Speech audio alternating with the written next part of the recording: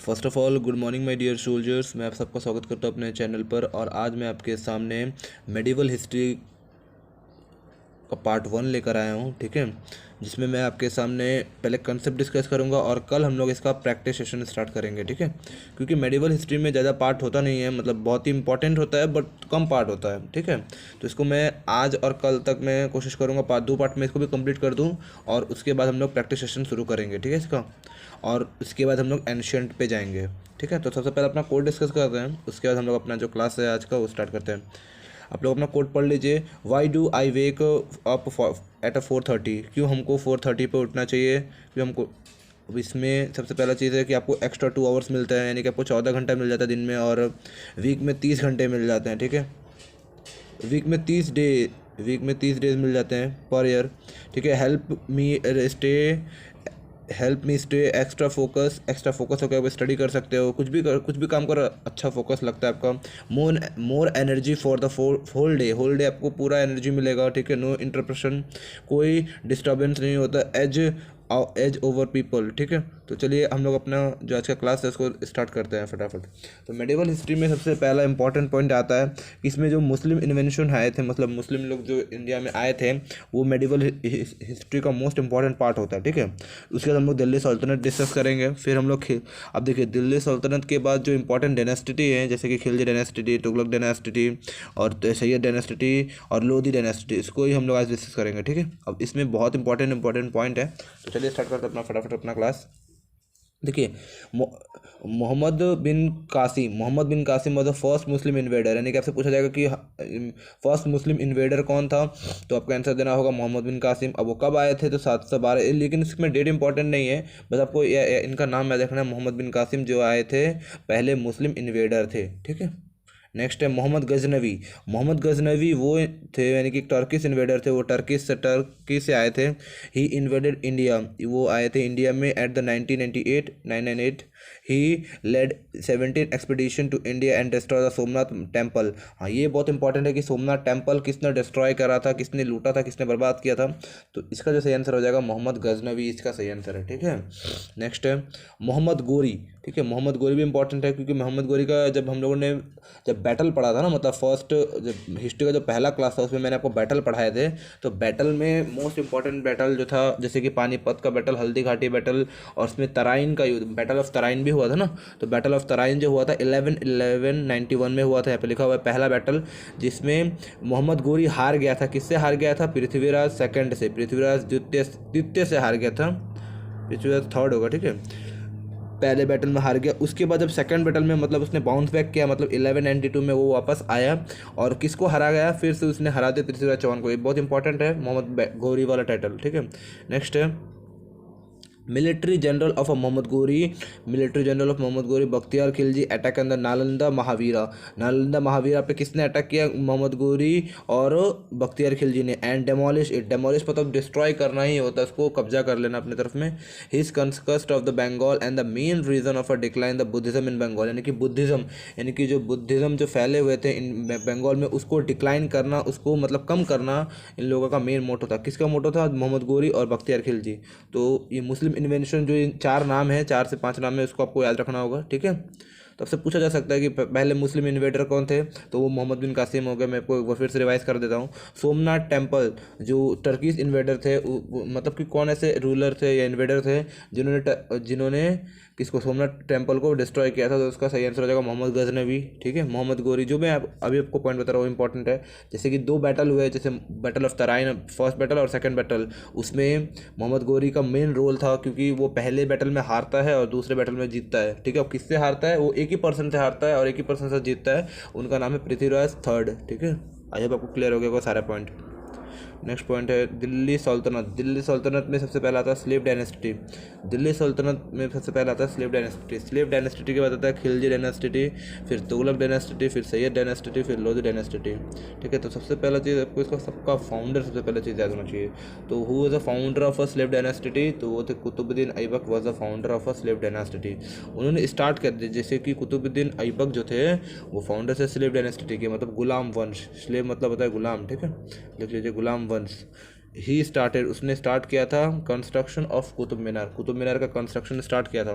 ठीक है, ये बहुत इंपॉर्टेंट है ये पॉइंट, मतलब कि कुतुब मीनार का कंस्ट्रक्शन स्टार्ट करा था।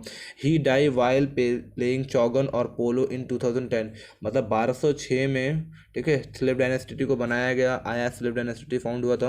और फाउंड किसने किया था? कुतुबुद्दीन ऐबक ने फाउंड किया। और 1210 में ईस्वी में, यानी कि 1210 में, मतलब 4 साल बाद इनकी डेथ हो गई। कैसे डेथ हो गई? तो वो चौगन यानी कि पोलो खेलते खेलते उनकी डेथ हो गई। इन्होंने क्या स्टार्ट करा था? तो इन्होंने स्टार्ट किया था कंस्ट्रक्शन ऑफ कुतुब मीनार, कुतुब मीनार का कंस्ट्रक्शन स्टार्ट किया था बट कंप्लीट नहीं किया था, याद रखना। कुतुब मीनार का मतलब कंस्ट्रक्शन स्टार्ट किया था कहाँ पे? दिल्ली में। ठीक है, नेक्स्ट है। अब इनके जो गुलाम थे कुतुबुद्दीन ऐबक के, वो इनके मतलब आगे स्लेव डायनेस्टी को चलाया इन्होंने। स्लेव डायनेस्टी के जो अगले सेकंड रूलर जो थे वो थे इल्तुतमिश। ठीक है, Iltutmish was the slave of Aibak, यानी कि इल्तुतमिश किसका गुलाम था? ऐबक का गुलाम था, यानी कि कुतुबुद्दीन ऐबक जो फाउंडर थे स्लेव डायनेस्टी। ठीक है, ही इंट्रोड्यूस सिल्वर कॉइन, इन्होंने 2 कॉइन इंट्रोड्यूस किए थे, इसीलिए इनका नाम बहुत इंपॉर्टेंट है।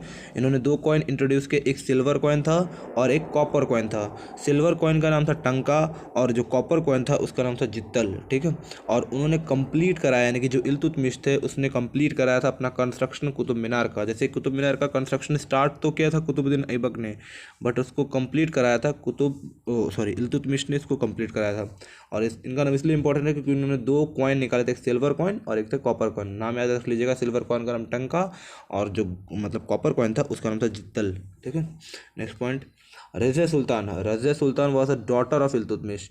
अब देखिए, इल्तुतमिश तो सेकंड हो गया ना, सेकंड मतलब स्लेव डायनेस्टी का लीडर था या फिर रूलर था। तो उसके बाद जो आई थी वो रज़िया सुल्तान, यानी कि इल्तुतमिश की ही बेटी थी।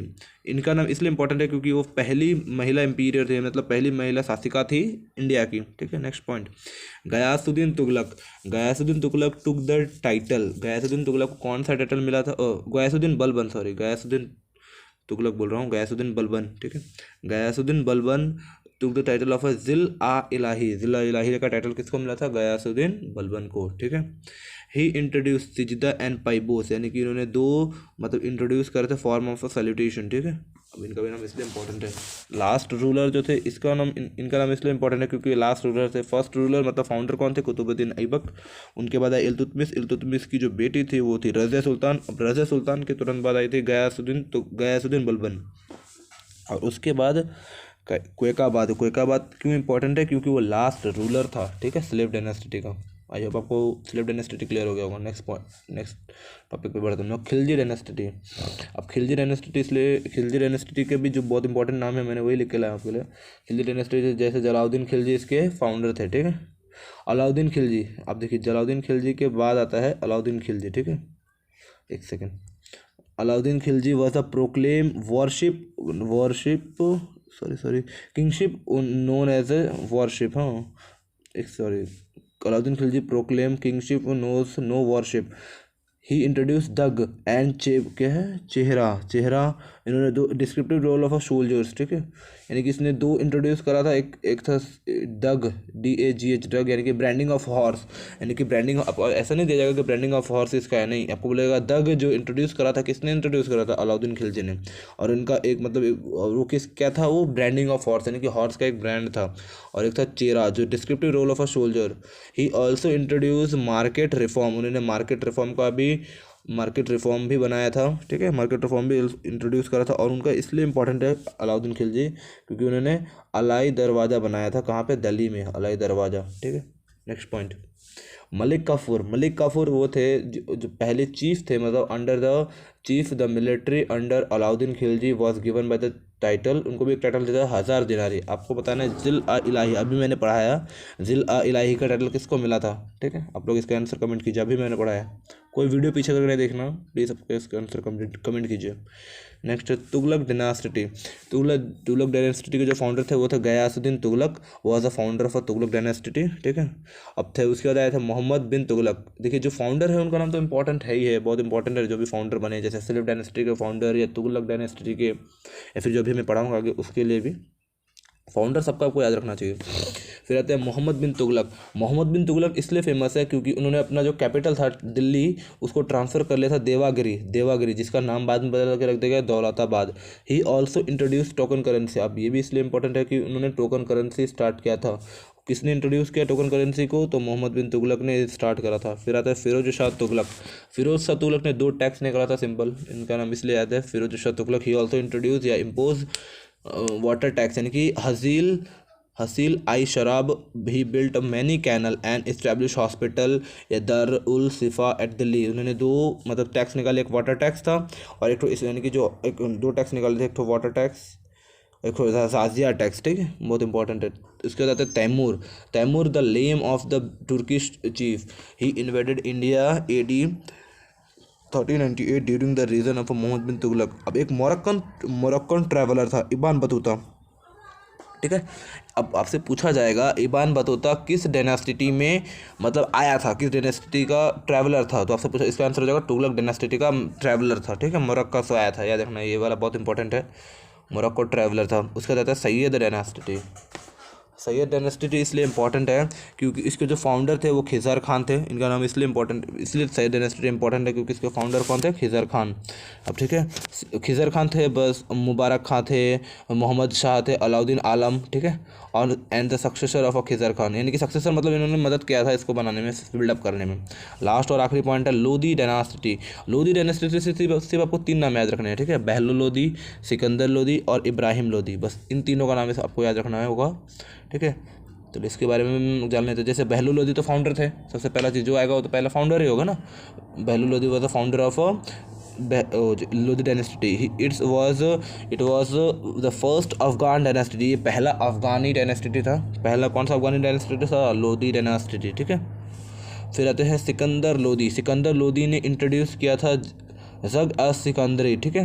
ही also shifted a capital of Delhi to Agra. इन्होंने, देखिए अब आपसे पूछा जाएगा जैसे कि सिकंदर लोदी ने अपना जो कैपिटल था दिल्ली से कहाँ शिफ्ट करा था, तो आपको दे देगा देवागिरी। जैसे देवागिरी यानी कि मोहम्मद बिन तुगलक ने जो अपना कैपिटल था ना दिल्ली से जो देवागिरी शिफ्ट किया था, वैसे ही आपको यहाँ पे बना के दे देगा कि दिल्ली से आगरा किस वंश के राजा ने शिफ्ट किया था अपना कैपिटल। तो इसका सही आंसर हो जाएगा सिकंदर लोदी। और कौन से वंश के थे? लोदी डायनेस्टी के, ठीक है।